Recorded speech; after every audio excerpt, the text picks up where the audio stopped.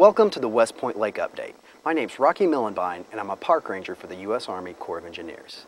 We have a very special show for you today. We're actually going to be going on the water and dropping fish attractors into the lake.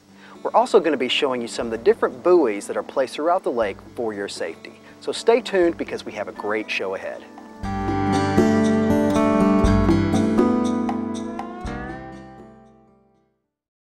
Hi folks, I'm Fred Thompson. This is Laurel Thompson, my wife. We're the gate attendants at Amity Campground on State Road 393 out of Lanett, Alabama. It's a beautiful park here. We have a lot of waterfront sites. We have 96 total sites, 58 are reservable, 38 are non-reservable, just anyone that walks in can get one. We have 2 shower houses with laundromats. We have 2 boat ramps and a big spacious park. It's 8.5 miles through it, so you could really enjoy yourselves. Hi, welcome to Whitetail Ridge Campground. My name is Dan, this is my wife Christy. We are the smallest and most quaint campground on West Point Lake. We have 58 campsites here. All of our campsites have water and electric. We have shower houses that are nice and clean. We have laundry services. We have the best view of West Point Lake anywhere on this lake. On 4th of July weekend, off of our shoreline, you can see the best view of the fireworks from anywhere on the lake. And as you can see here, we've got life jackets that we loan out to all our guests, and all you have to do is bring ID up here. And we'd like to see everybody come here to Whitetail Ridge Campground and visit us.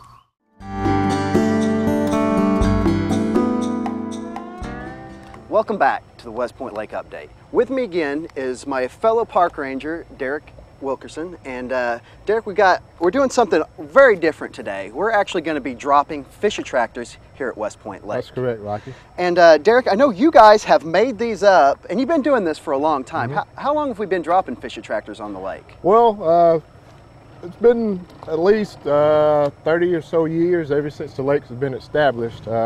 And it serves a good purpose. So here today, we're here to add to the fish attractors that's been installed from the beginning of the building of the lake. Yeah, so this is really kind of an ongoing process where every year we add more on, so at the same locations as well, right? Correct, that's correct. As we all know, items start to decompose over a period of time.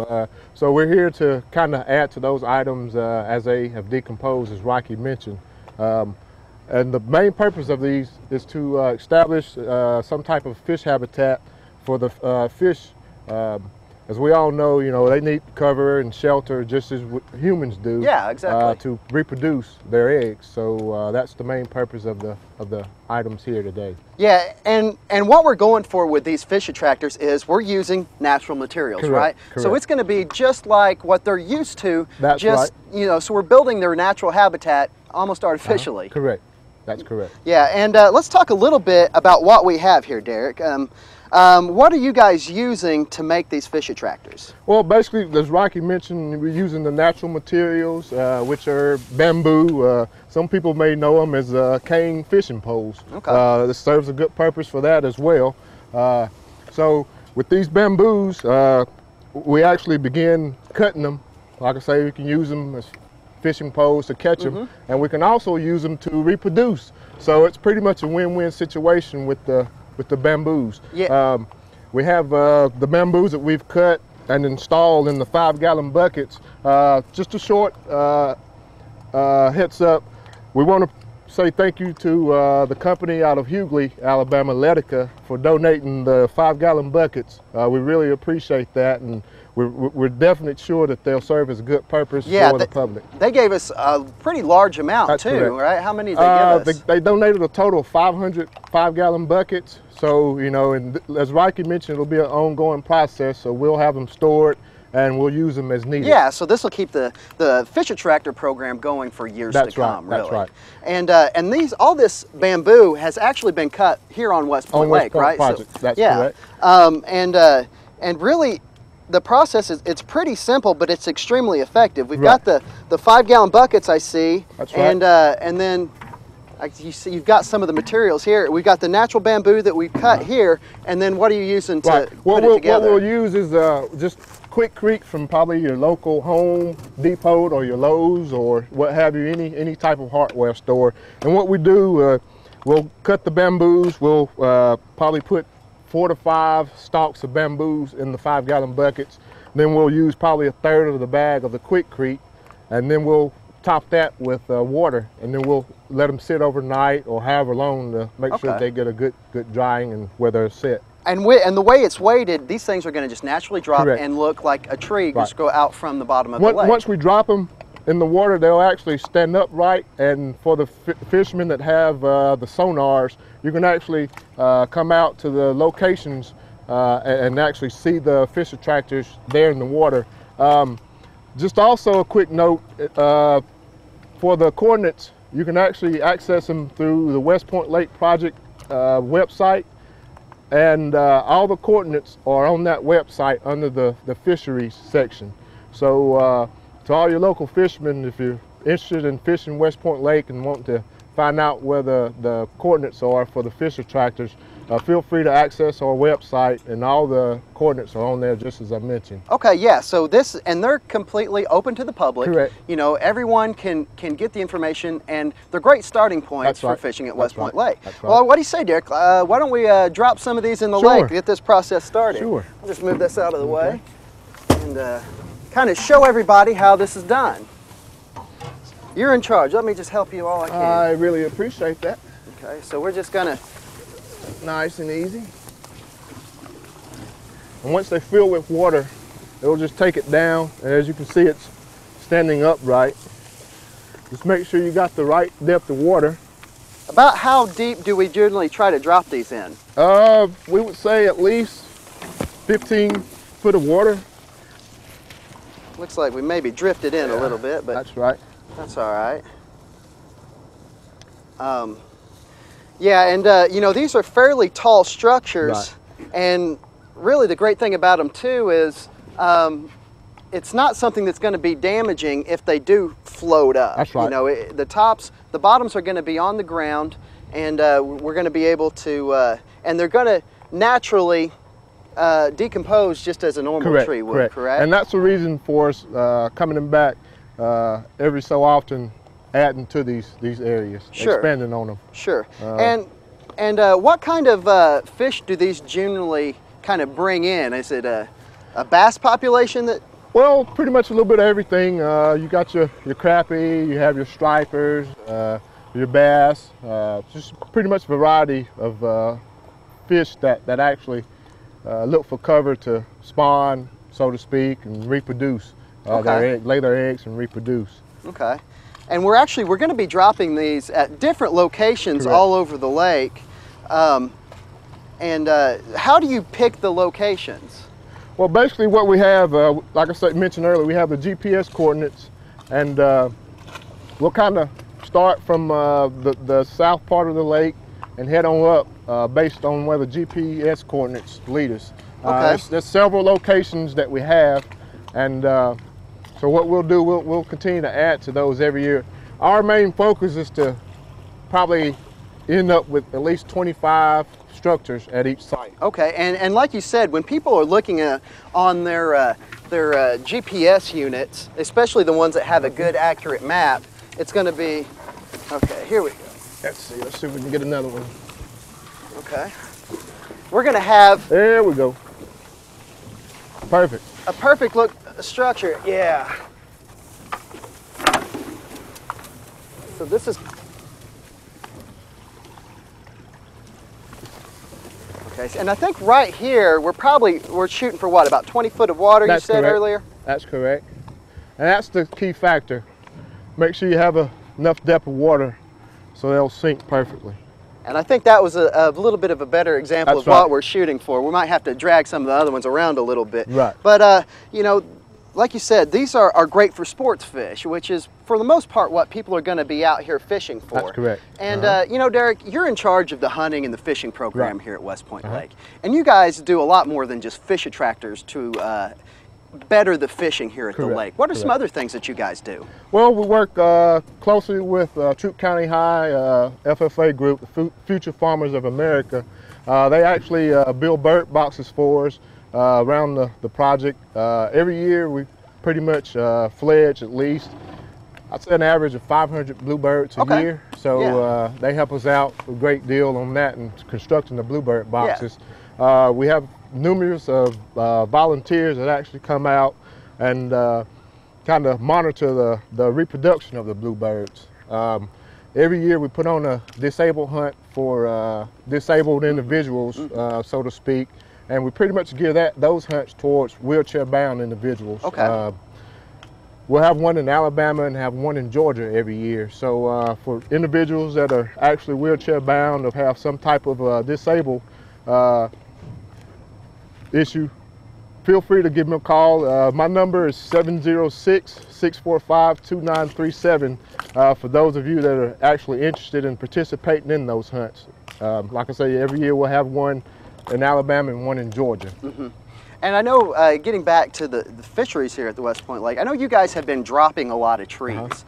And I know that's something that you do also as a general attractor for the fish, correct? Correct, that's correct. One heads up note on that as well, the local fishermen or just fishermen period that's coming here on West Point Lake, or for landowners, homeowners that have homes there on the shoreline.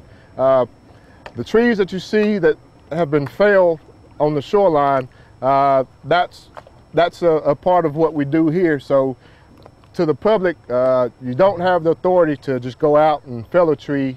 Make sure you contact the West Point Project Management Office and ask for a park ranger, and they'll be able to pass it on to someone that can be able to help you to give you a yay or nay as far as dropping the trees. But typically speaking, it'll definitely have to be a park ranger that'll actually be the one to fell the trees. So just kind of keep that in mind. You say this is like a permit process? That's they actually correct. have to get a permit to correct. do it? Yeah, that's correct. You have to request a special use permit from the project management office, and it'll be one of the park rangers that'll establish that permit for you. So like I say, you know, if you think that there's a tree that's going to eventually fall in the lake off of the shoreline, just give us a call and we'll come out and kind of look at the tree and determine whether it's feasible to drop it or not. Yeah, and that's just another thing that's done here locally to help the you know, the fish population, because we want people to be able to come out to West Point Lake. We're a fishing lake, you know, we're very popular. We just had Bassmasters here. Correct. And you know, we want the fishing to be the best it is. Well, Derek, it looks like we've got some more trees to drop here, so we better get back to work. But I just want to thank you for being on the show. My pleasure. And just everybody remember that we're working here to make the fishing as good as it can possibly be at West Point Lake. So, but be sure to stay tuned because we have much more show to come.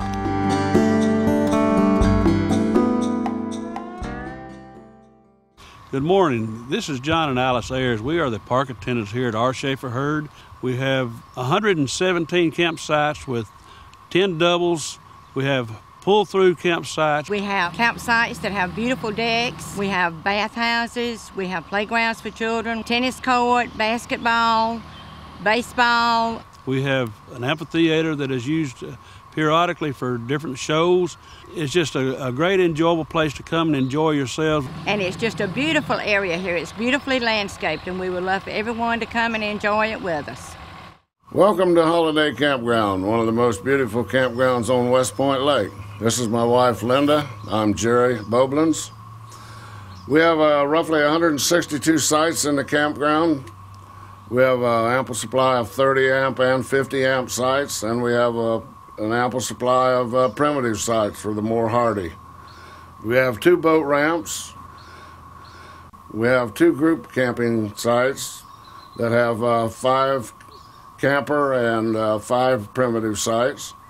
It's good fishing around the lake. It takes about 13 miles to go around the campground, which means all the sites are well spaced out. Almost all of them are water accessible, and some of them are right on the water. Welcome to Holiday Campground.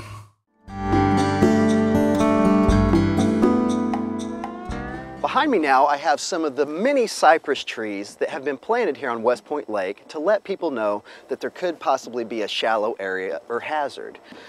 Just for the public to know that there is an issue out there. These were actually put here by a park ranger, who was John Anderson, and he put a lot of work in here. For about the last 20 years has been planting these cypress trees. But as you can see in this area right here, there's a shoal that kind of comes out. And instead of putting a bunch of buoys out here, we actually just plant these cypress trees.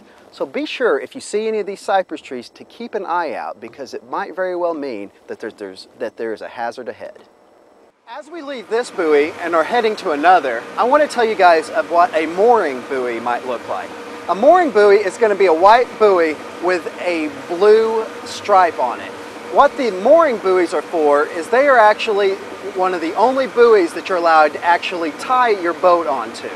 These are going to be more common off the coast or around marinas. But again, a mooring buoy is something that might be available when you're boating. Behind me now, we actually have a hazard buoy. This is a very important buoy to know about here at West Point Lake. As you can see, it's got black vertical stripes going down the buoy. This could be marking a shallow area in the lake. It could be marking treetops, really anything that might be that damage your boat if you're operating too fast around it. So again, be sure to keep an eye out for these buoys here, because it can keep you safe on the water. Right now we're approaching one of our navigation channel buoys. This actually is going to be one of the green buoys, which means when you're heading north up the river, it's going to be on your left. We have these marking the navigable channel. The reason that they're there is, as long as you're staying in between the green and the red buoy, then you'll know that you're in very deep water. Here at this buoy, we're probably approaching, I would say, between 50 and 65 foot of water. So these are very important. And when you're coming out to them, you'll see that there is a light on top of the buoy. Right now the light's not shining because it's a solar powered light, but at night this light is very valuable for the fact that when you're on the river or on the lake at night, everything changes. You can't see, and these will be flashing a green light to let you know that you are inside the navigable river channel. These are one thing that you want to keep in mind, because any time of the year when you're out here and you're in between the green and the red buoy, you know that you're always going to have plenty of water to safely operate your boat. Here we have one of our red navigation buoys. This is red because it's going to be on the starboard or right side as you're traveling north up the river channel. One thing that you can remember this by, it's red right return when you're returning home from the ocean. So if you're going to be traveling north, the red buoys will always be on the right. As you notice, there's a number on this as well. The numbers, each buoy out here, each navigational buoy is numbered. This will make it easier for people when they're traveling, so they'll know exactly where they are. You can get navigation maps, and using that map and the number on the buoy, you'll be able to tell exactly where you're at on West Point Lake. Here now, we actually have a no boats buoy. If you look at the buoy, you notice it's got a diamond with a cross in the middle. Anytime you see this, it's going to be an area that boats are not allowed. Here, this place in particular is at a beach, so we don't want boats getting too close to the people that are swimming at the water. So anytime you see this buoy, be sure to keep your boat out of the area. As we're going to our next buoy, I want to tell you about some of the other buoys that you might see on the lake. Anytime that there's a buoy, there will be a circle, that's going to be a control buoy. It's going to be telling you things that you're not allowed to do in that area. A common one at the lake is a no wake buoy. So it'll have a circle and say no wake inside the circle or above the circle. Other things could be no skiing or no fishing. But just remember, anytime that there is a circle on a buoy, it means that it's going to prohibit you from doing something in that area. Right now we're at the West Point Dam, and what I want to show you is, along with boats keep out buoys, in these extreme circumstances where we absolutely cannot have any vessels inside, we put these yellow booms out. Here it would be very dangerous for a boat to get in this area because it could actually get sucked in, even though that the channel is blocked off so you couldn't get sucked into the dam, but still there's a strong current through here, so we want no vessels to be inside this area. Some other locations that you might see something like this would be at our beaches. The actual swimming area is blocked off with these yellow booms. These are here because we absolutely must not have boats in this area. So if you see these yellow booms, please do not put your vessel inside that.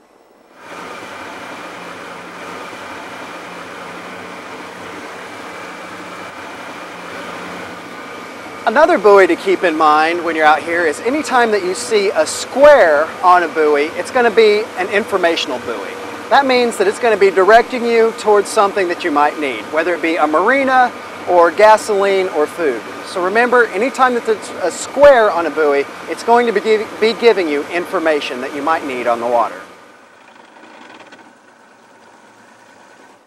This is one of our fish attractor buoys. This is actually going to be marking the areas that we have dropped different type of structures to attract fish. Right here, I actually have one of the fish attractor areas on our GPS.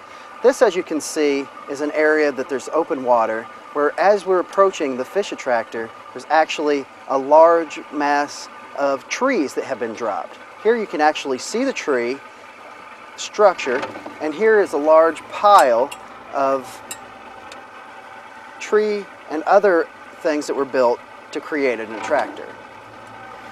Ranger Derek Wilkerson is in charge of this program, and we've talked about this before, but this is an ongoing project that every year that we drop more structures in the water, therefore it'll bring in the fish. So this just lets you know that you can come to this area and there's going to be structure on the bottom of the lake that should attract fish.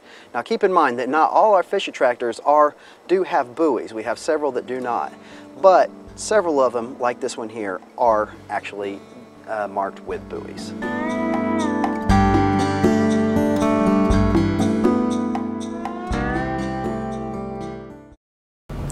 Hello, I'm Sergeant Jeremy Butler with the LaGrange Police Department. Since January the 1st, 2011, the LaGrange Police Department has responded to numerous vehicle break-ins. We would ask that citizens simply lock their vehicles, do not leave your windows cracked, and if you have any merchandise in your vehicle, we'd ask that you remove it. Your help in this process will greatly help us in the crime prevention area of the police department. Thank you and have a great day. With the summer heat fast approaching and no end in sight, then it's important to understand heat-related injuries. With the holidays fast approaching, people will be spending a lot of time outside. The earliest signs and symptoms of heat exhaustion or heat stroke or any heat-related injury could be as simple as swelling to the feet and hands or prickly heat. This could extend into heat cramps, then heat exhaustion, and or periods of lost consciousness. It's important to understand these early symptoms so that it doesn't proceed into heat stroke. Heat stroke can be fatal. The signs and symptoms of heat stroke are dry, hot, red skin, a fever, seizures, loss of consciousness, and or death. If you see any of these signs, please call 911 immediately. Make sure to drink a lot of water and try to stay away from caffeinated beverages like tea and coffee, as these are diuretics and they will increase your chances of a heat-related illness. We hope that you enjoy your summer and have happy holidays.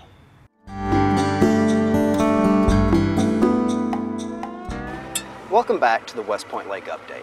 Thanks again for joining us today, and I hope you picked up a few helpful hints. Also want to thank Derek for being on the show today, and Wyman for being with us as well.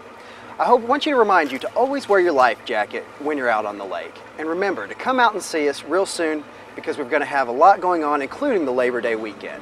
Remember, always be safe, and we're always here at West Point Lake for you to have a good time.